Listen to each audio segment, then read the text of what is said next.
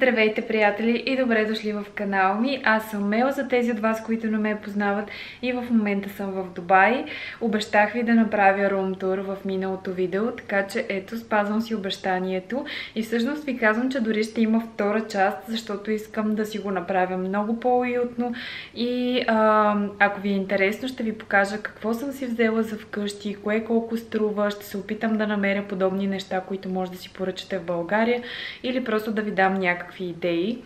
С две думи, преместих се в това студио преди седмица, затова все още е малко така не е супер подредено и както на мене ми се иска да бъде. Сега ще започнем обиколката на единствената ми стая и след това ще отидем да тренираме. Аз съм си облякла екипчето за тренировка. Ще ви покажа фитнеса в сградата ми.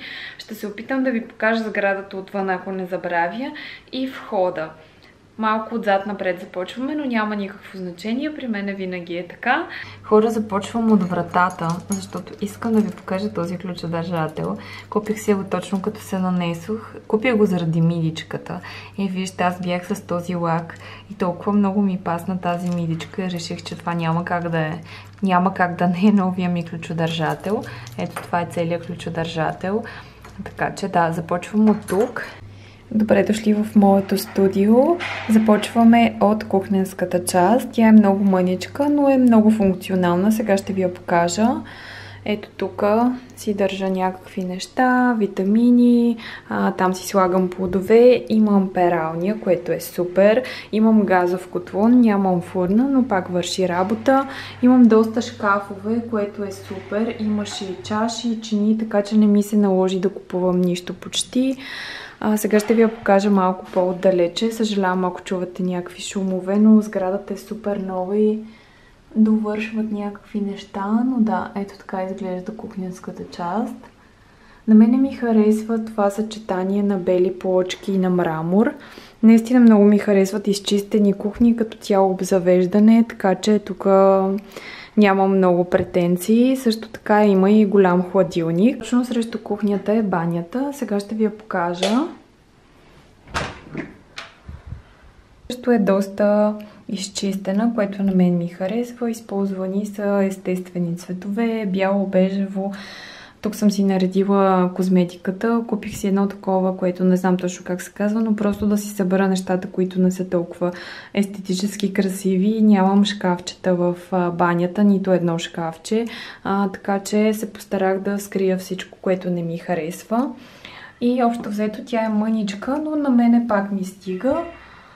Ето така изглежда. И тук е душа, нищо интересно. И също така, исках да ви покажа нещо, сега се сетих. Тази хавлийка си я купих съвсем наскоро. И тя е с Дубай. И е много хубава. И всъщност може да си купите такива хавлийки от един магазин, който се казва Day to Day. Този магазин е супер ефтин. Има страшни бокуци вътре, но има и добри попадения. Например, тази хавлия. Тя е 100% памук. Струваше, мисля, че 10 лева. И според мен е много готина и за подарък. Смисъл за подарък от Дубай. И е доста готин размер, защото става за ръце, за коса. Общо взето е функционална. Имаше и други цветове, така че ето ви една идея. Вместо магнити, примерно, и някакви безполезни неща. Така човек ще си я ползва и ще се сеща за вас. И ето я и същинската част. Започвам от това ъгълче. Ще ви ги показвам поетапно и после ще ви покажа всичко заедно. Това ъгълче много ми харесва. Аз си го пренаредих малко, не беше точно така, но ми харесват цветовете на тези кресла или столове, не знам точно как се казват. Харесва ми тази маса, тази свещ вече съм ви я показвала. И общо взето тук сутрин си пия кафе, пиша си разни неща, скоро си пиша утвърждения, но това, което не ми харесва, хора, са ето тези неща. И просто съм супер изненадана как собственик може да си налепи по стените някакви картини, снимки. Това е Германия, предполагам. Хората са от Германия, но въпреки всичко ми изглежда супер глупава идея. Защото след това ще останат всички тези неща и дори не е красиво, смисъл, не знам. Ето тук даже мисля, че съм била, ако не се лъже, Магдебург.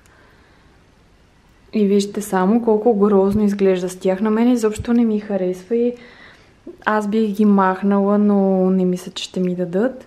Така че си мисля за тази част от стаята да си купя параван и поне една част да скрие, защото искам да започна да правя повече видеа за Instagram, такъв тип преобличане и така нататък, и си мисля да я затворя тази част с някакъв параван. Не знам колко ще се получи, харесала съм един от Amazon и ще видим дали ще го поръчам, но да, кажете ми какво мислите, само на мен ли ми изглежда грозно, но наистина не виждам логика. Това е кътчето ми, нощното шкафче, тук си държа книгите, тук има някакви козметични продукти, които снимам и работя с тези брандове. Това ми е леглото, хора, това е най-твърдия матрак ever, но мисля, че свикнах. Леглото е достатъчно голямо, тук поне са ме оцелили, защото тази част ми харесва, че е от някаква материя, не знам точно каква, но ми допада цвета. Обаче пак макове над леглото. Защо макове? С нищо не си отиват и защо са тези стикери по стените, пак не ми е ясно. И ако са искали да вкарат нещо като декорация, можеха просто да сложат някаква картина. Поне това е моето лично мнение, но наистина не разбирам тези лепенки по стените. Иначе всичко останало ми харесва. Леглото ми харесва, шкафчетата ми харесват, лампите ми харесват. И ето така изглежда от малко по-високо.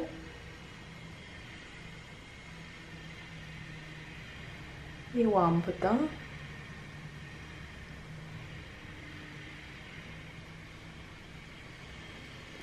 Да, забравих бюрото. Това ми е бюрото, което между другото идеално си пасва в това място. Не знам дали е правено по поръчка. Тук работя. И какво друго има тук? Нищо интересно. Аз винаги имам на бюрото си някакъв планер. Знам, че много хора обичат да планират в Google календар или някакви други приложения. Аз обичам да пиша. И естествено няма да ви изненадам. Но и тук има някакви снимки, които са на цветя. Значи има розови цветя, има макове, има и Германия. Не знам. Гардероба ми, който се оказа супер голям. Аз съм много доволна. Аз нямам много дрехи, така че нямам и нужда да е по-голям, защото едната част всъщност е затворена. Не мога да я използвам, защото родителите на момичето, което държи апартамента, идват тук. Затова не знам колко време мога да остана. Но за момента съм тук. И другото готино нещо е, че леглото има шкафчета отдолу и от двете страни, което също е доста добре, ако имате ненужни неща, искате да ги скриете. И най-любимата ми част е тераската. Толкова много се надявах да имам тераса с някаква гледка, а тази гледка наистина е много хубава. Сега ще ви я покажа.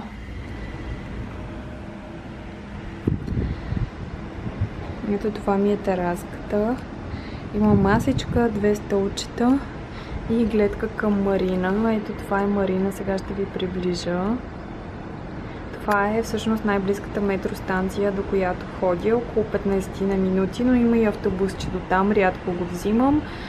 Това е марина, а това е кварталче само с вилички, е много готино. То буквално е същия квартал, просто тази част е само с вили. Сега отиваме на фитнес с вас, но искам да ви кажа, че не съм тренирала от 3 месеца близо и се чувствам много зле заради това, защото виждам как тялото ми се променя без тренировки.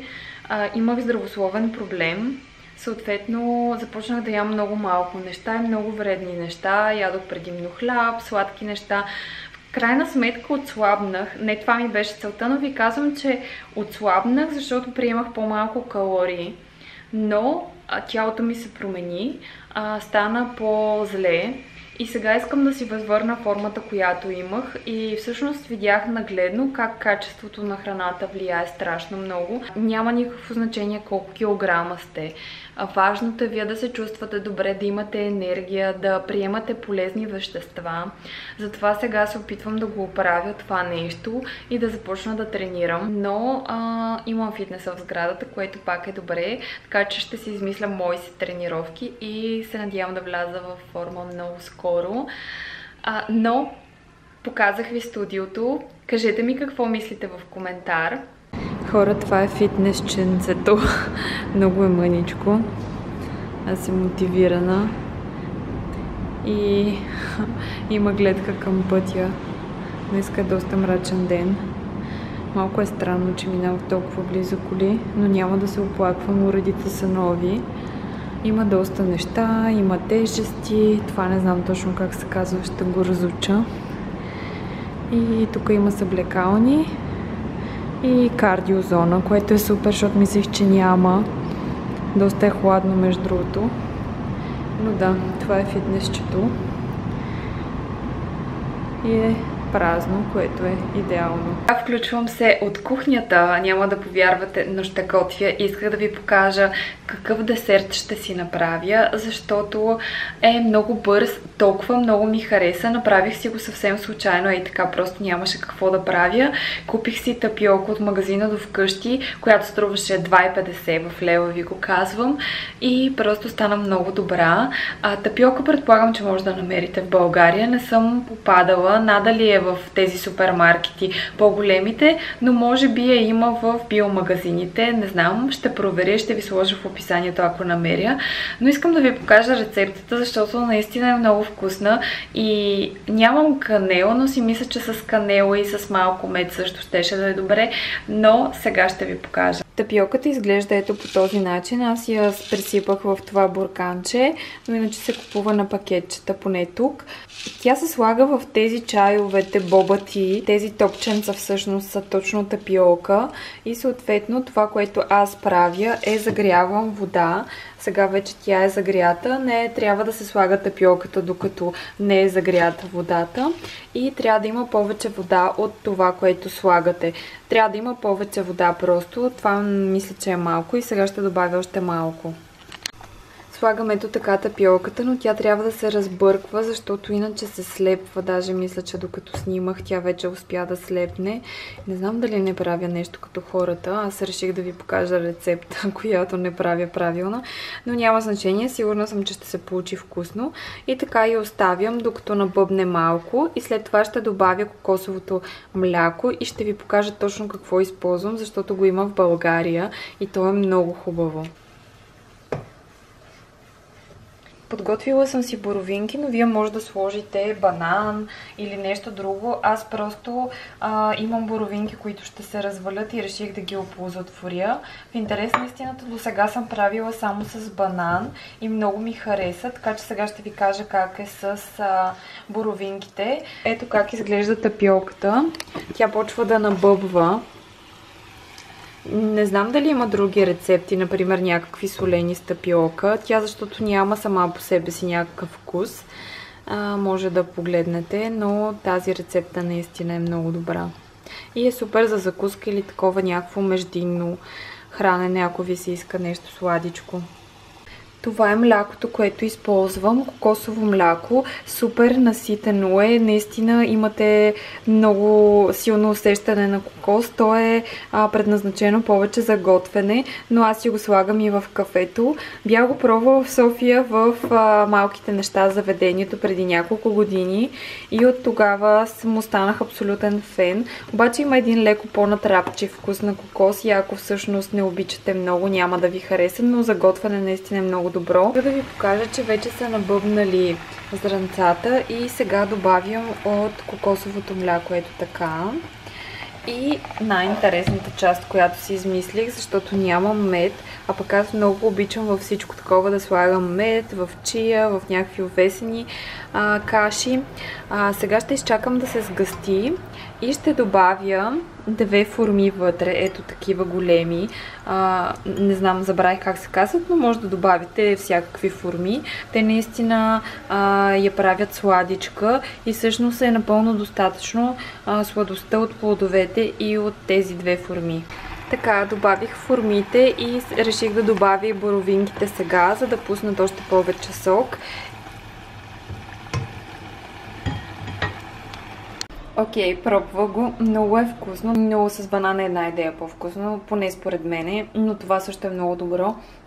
И осъзнах, че всъщност формите наистина са доста добра идея, така че не ги забравяйте, пробвайте с тях. Хора, благодаря ви, че бяхте с мен. Надявам се това видео да ви е харесало, да харесвате такъв тип съдържание. Иска ми се наистина каналът ми да е един такъв уютен и много непринуден, да няма постановъчни неща. Това съм аз такава каквато съм и ви споделям това, което ми се случва.